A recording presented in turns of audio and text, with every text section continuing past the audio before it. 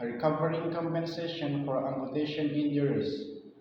If you suffered severe injuries in a maritime accidents that required amputation, you have the right to receive compensation.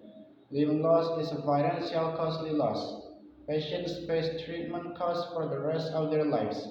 Under maritime law, you have several avenues for recovering damage, especially if negligence is involved.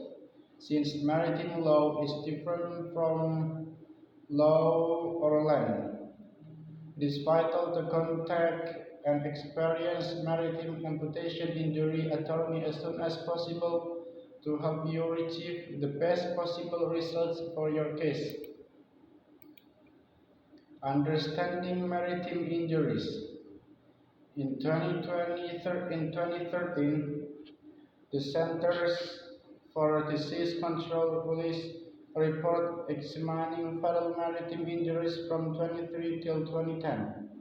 It found that those working in the offshore oil and gas industry are 7 times more likely to die to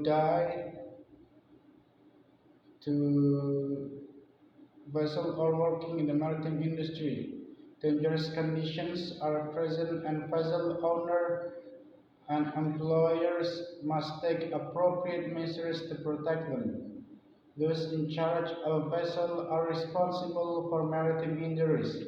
Vessel owners and employers must ensure they provide safety training for workers and ensure that their ships and rigs are seaworthy. This is true even in the face of natural disasters and heavy weather like hurricanes and tropical storms. Rough seas are no excuse for a vessel capsizing or sinking. If the owner knew of the storm and failed to evacuate crew or take measures to avoid it, vessel owners and employers are responsible for making sure the following exist: safety training, vessel maintains safety equipment, safe work practice. Offshore workers who sustain maritime injuries have a chance for recovery through the Jones Act, also known as the Marine Act of 1920, that protects U.S. citizens working offshore. It enables injured workers to hold vessel owners accountable for failing to protect their safety. Essentially, the Jones Act provides similar protections to offshore workers that their onshore counterparts enjoy. It requires employers and vessel owners to be responsible and holds them accountable for negligence. Jones Act settlements include compensation for the following: lost wages, pain and suffering, loss of earning capacity, medical bills. Following a serious accident, injured seamen may face a host of costs. Those do not only have an immediate impact but can affect them for years.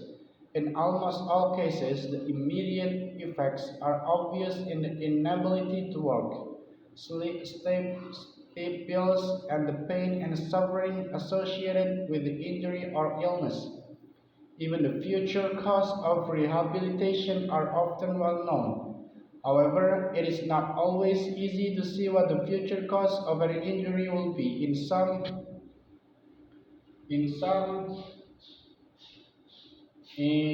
some cases, the individual may require lifelong medical attention or may eventually pass away from the side effects. For this reason, it is crucial that the injured and their family recover this damage for the injury under maritime law. Consider these costs that could result from a maritime injury or death of a seaman: hospitalization, in-home care, emotional and financial counseling, long-term rehabilitation, lost wage and earning capacity, vocational rehabilitation. After an accident, one of the most important things you can do is to ensure all of your needs are met medically, legally, emotionally, and financially. However, this can be difficult. Therefore, it is important to keep in mind a few issues that could be compromised. First, remember you have the legal right to select your doctor. Never feel obligated to choose the doctor's office or attending physicians your business or insurance company may be pushing on you. Often you will need to see the recommended doctor for an evaluation, but this is the extent of your obligation. Who you choose for treatment is up to you and should not be threatened by any employer or adjuster you may be working with in regards to your case. Second, you are entitled to medical treatment. The provisions of medical benefits is protected under the Jones Act, so injured maritime workers need not worry about being compensated for recovery. This is true regardless of who may be at fault for the accident. Furthermore, the Jones Act protects injured seamen who may be given differing opinions by doctors. This means that if one doctor recommends treatment while another claims it is not necessary, the disagreement will be resolved in favor of treatment. Unfortunately, many injured seamen have not been heard for the first time. However, if a pre-existing condition is aggravated, then employers will be obligated to ensure that adequate coverage is provided. All that will be needed is an evidentiary statement made by your doctor on your behalf. In the other, you are entitled to medical benefits and financial maintenance payments, where there are not your signed paperwork brought for by an insurance adjuster. In fact, it is in your best interest to be cautious of any documents brought to you by an insurance adjuster.